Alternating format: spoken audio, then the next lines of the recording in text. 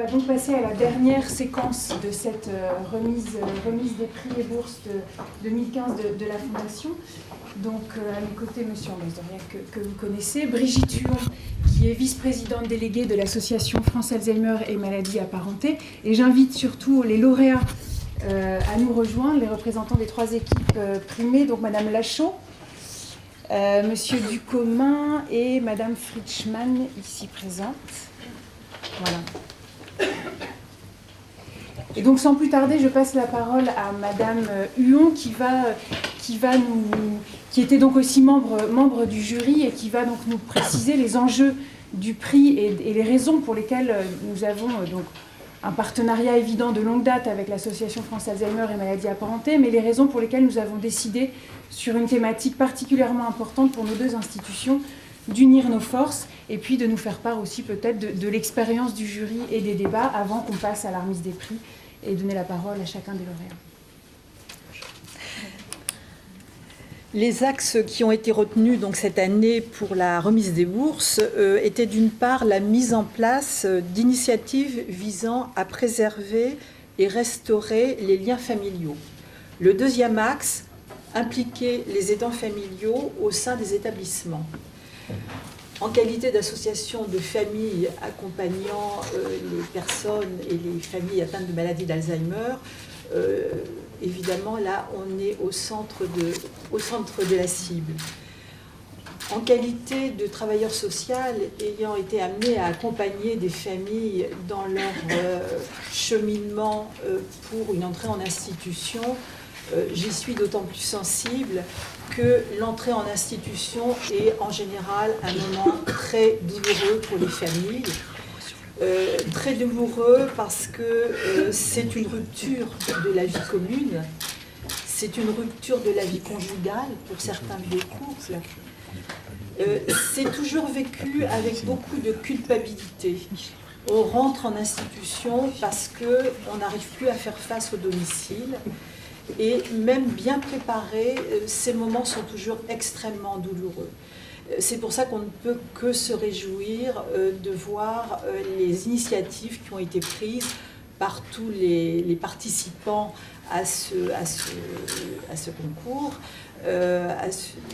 pour essayer d'améliorer les liens et de retisser des liens nouveaux entre le résident et la famille. Donc je vais passer la parole aux lauréats qui vont nous expliquer comment elles ont conçu leur projet. Donc on commence évidemment par le Grand Prix, l'EHPAD Les 5 Sens. Peut-être donc Madame Lachaud, quelques mots sur le prix, enfin l'action qui est la vôtre, qui a été primée, les suites que vous allez donner grâce au prix. Et je sais que vous nous avez préparé un petit film qu'on a prévu de passer, donc vous nous donnerez le signal de départ quand vous le souhaitez. Donc effectivement, notre EHPAD est exclusivement dédié à l'accompagnement des personnes âgées démentes, Notre EHPAD est exclusivement dédié à l'accompagnement des personnes âgées. Nous accueillons donc 80 personnes qui souffrent de maladies d'Alzheimer et troubles apparentés. Et dès l'origine de ce projet et dans la rédaction du projet d'établissement, nous nous sommes particulièrement intéressés à 3 axes, puisque notre projet était véritablement de continuer à porter la vie, d'éviter autant que possible les ruptures liées à l'entrée en structure. Et nous nous revendiquons aujourd'hui, après 5 ans bientôt, comme un établissement de vie où l'on soigne et surtout pas un établissement de soins où l'on vit, même si notre taux de dépendance et notre charge en soins sont excessivement importants. Donc pourquoi continuer à aller dans la vie ? Eh bien parce que tout simplement, nous considérons l'entrée en structure comme un soin complémentaire et pas comme une rupture. Et pour cela, nous nous sommes interrogés sur le sens de la vie et sur l'importance de considérer la personne accueillie comme une personne et surtout pas comme un malade. La dimension familiale dans le cadre des démences est excessivement importante, on l'a vu tout au long de la matinée avec le rôle des aidants familiaux, et nous nous sommes aussi demandé comment nous pouvions intégrer la famille dans notre projet d'établissement. Donc l'objectif de notre projet d'établissement, c'est véritablement centré sur la personne elle-même. Et en nous centrant sur la personne, nous nous sommes centrés sur la famille et bien évidemment est très vite arrivée la notion du couple. comment allions-nous accompagner le couple? Et est-ce que l'entrée en structure devait se traduire par une rupture, une nouvelle rupture, je dirais, au sein du couple? L'établissement était entièrement dédié pour les personnes qui souffrent de maladie d'Alzheimer. Il n'était pas forcément facile, dans notre esprit en tout cas au départ, de faire une vraie place dans l'accompagnement du couple. Et finalement, nous nous sommes demandé pourquoi ne pas accueillir le couple en tant que tel, les deux personnes, la personne malade et la personne aidante. Et comment pouvions-nous, derrière, redonner le sens du couple, le sens du conjoint dans cette maladie. Donc nous avons mis en place 5 chambres qui sont équipées soit d'un lit double pour permettre au couple, s'il le souhaite, de continuer à dormir dans le même lit, soit de 2 lits que nous pouvons rapprocher en cas de souhait, en cas de besoin. Et l'objectif de tout cela était de continuer à travailler sur la communication à l'intérieur du couple, un accompagnement individuel, mais aussi un accompagnement de couple, continuer à maintenir le lien social, puisqu'on sait bien que dans la maladie, la famille au sens large et les amis commencent à prendre de la distance au fur et à mesure que les échanges sont de plus en plus difficiles. Et notre objectif, c'est bien d'aller vers un mieux-être individuel pour un mieux-être ensemble. Donc merci pour ce prix. Nous en sommes très heureux parce que celui-ci va nous permettre de continuer tout notre accompagnement familial, d'améliorer, de continuer à travailler autour de la sphère familiale.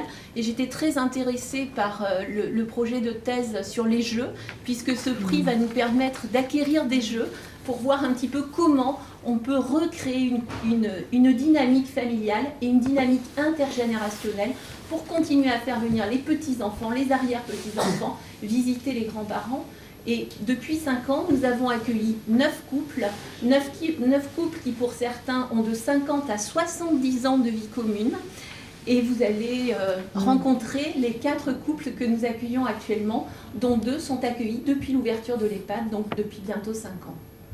Merci.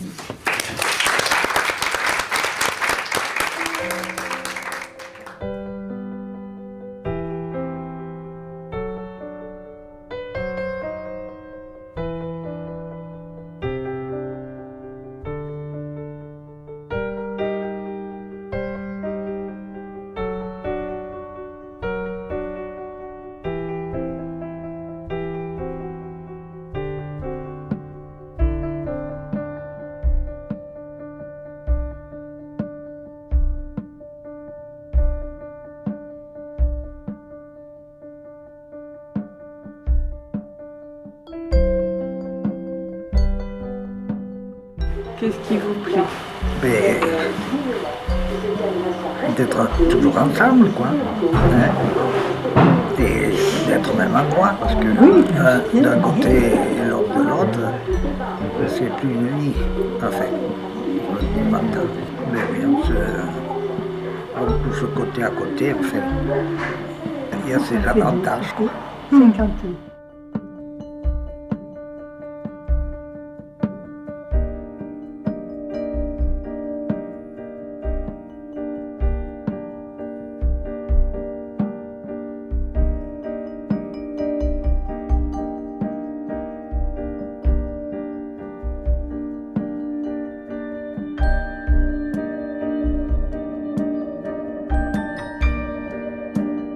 Ça fait combien de temps que vous êtes avec nous ici?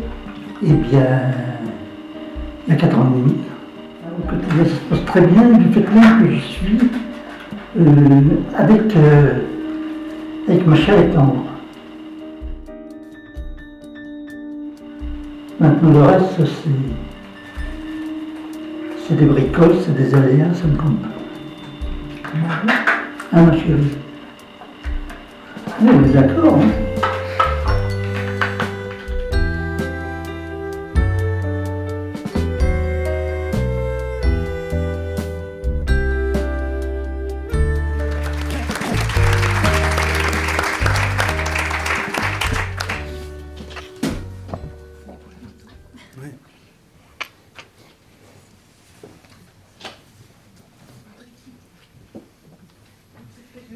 Voilà, une petite partie. Effectivement, un projet. Félicitations.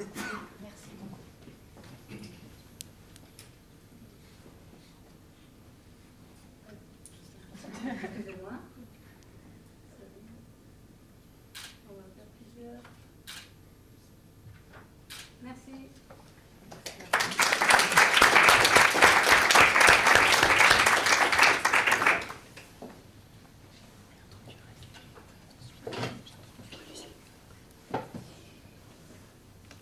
Bien, donc on a évoqué en ouverture de la cérémonie la question de la musique, du chant et de son importance. On en a reparlé en allant du côté de Brest avec Tibendez. Et là, on va, voilà, pour nos deux lauréats suivants, on revient à cette question de la pratique artistique, du chant, de la musique. Et avant peut-être de donner la parole à chacun d'entre vous, je vais recéder la parole à M. Anglès-Doriac qui, ayant participé au jury également, avait un petit point à ajouter sur ces questions. Juste pour prolonger ce qui s'est dit sur l'intérêt de la musique, le chant choral maintenant a fait la démonstration de son efficacité.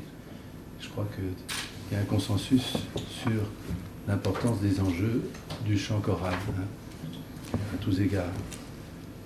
Mais il y a quelque chose qui vient tout de suite après, et qui, à mon avis, comporte des enjeux majeurs, c'est la danse. D'autant plus que les personnes malades, sont beaucoup plus sensibles au rythme qu'à la mélodie. Et ça, c'est à la percussion en particulier. Donc je crois,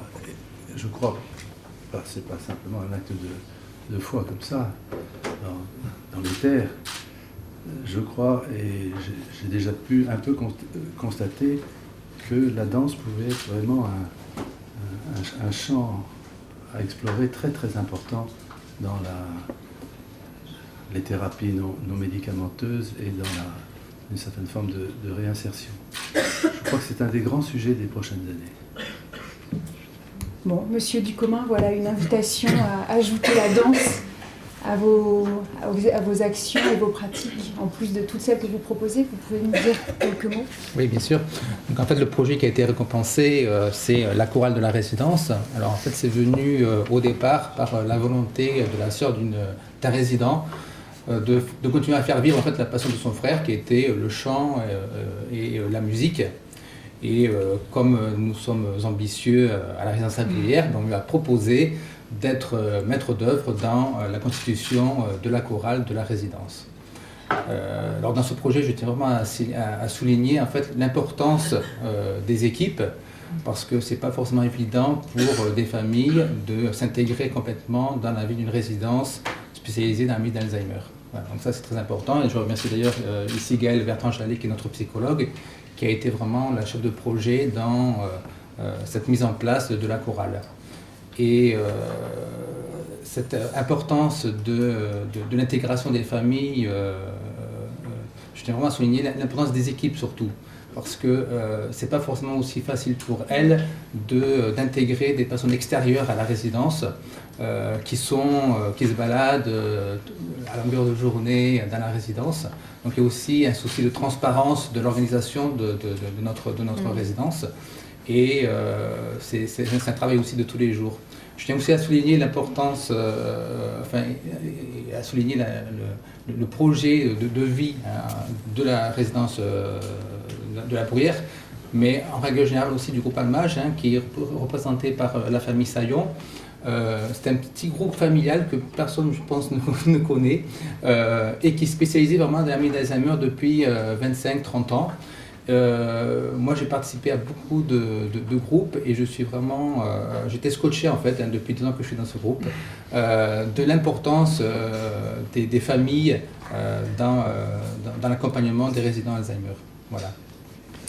Juste pour prolonger, au-delà de la chorale, ce qui avait aussi beaucoup plu au jury, c'est tout ce que vous faites, c'est-à-dire que cette chorale et cette initiative prise par une famille a donné envie à d'autres de faire d'autres choses, donc concerts sont régulièrement organisés, et avec le prix, vous souhaitiez aussi emmener certains résidents et leurs proches au concert. Au concert également, tout à fait. Nous sommes très, très sensible. En fait, nous sommes très tournés vers l'extérieur au niveau de la résidence. Donc c'est vrai que ce prix va permettre aussi de pouvoir participer à des concerts, de aussi accorder notre piano, là qui en a aussi bien besoin. Voilà. Donc c'est aussi important que nos musiciens puissent aussi avoir du bon matériel aussi. Et ça leur donne aussi envie de venir. Voilà. Bravo.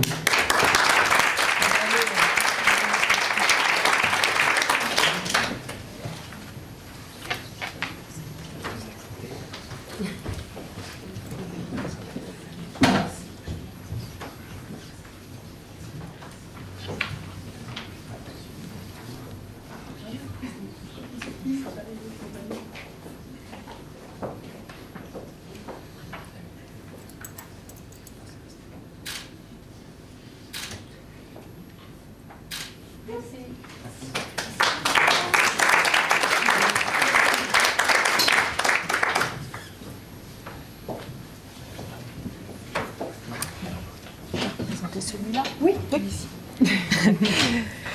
Oui, donc comme vous avez pu le constater, il y a deux ex-aequo. En fait, ce sont des projets très similaires, mais avec deux déclinaisons différentes, mais aussi séduisantes, ce qui explique qu'il y a des ex-aequo. Voilà, je vous laisse présenter le projet. Merci. Donc, je peux dire que l'activité chant de la maison de retraite du Stift, qui est un EHPAD de 74 lits, donc 14 en unité protégée et un accueil de jour de 12 places, a connu un nouvel essor en 2011 avec l'arrivée de Jocelyne Gris, animatrice. Donc elle a souhaité intégrer dans cette chorale, d'une part, les résidents de l'unité protégée, mais également les bénévoles qui interviennent de manière régulière dans l'établissement, les personnels volontaires et bien sûr les familles. Donc ce qu'il est important de préciser, c'est que l'association de ces différentes personnes s'est accompagnée à un moment donné par une action de formation sur la maladie d'Alzheimer qu'a dispensée Caroline Mertz, psychologue de l'établissement. Ensuite, il est important de préciser que cette chorale, qui répète donc tous les mercredis après-midi en salle de restauration, participe tous les ans à l'action proposée ou organisée par la Fédération hospitalière de France, Culture à l'hôpital, Chantons à tous âges, et donne donc à cet effet un concert, soit à l'extérieur de l'établissement, soit au sein de l'établissement.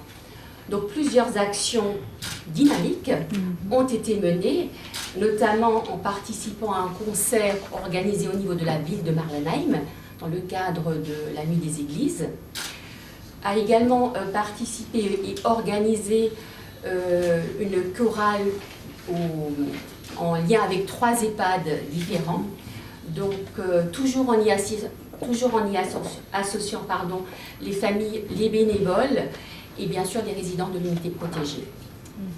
Voilà, donc le prix aujourd'hui décerné, je vous en remercie, permet d'une part de reconnaître le travail déployé par Jocelyne, ici présente. Donc c'est une reconnaissance pour elle.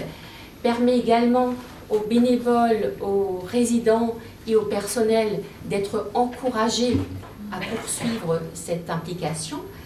Nous permettra de réaliser nos projets, puisque projet, il y en a toujours.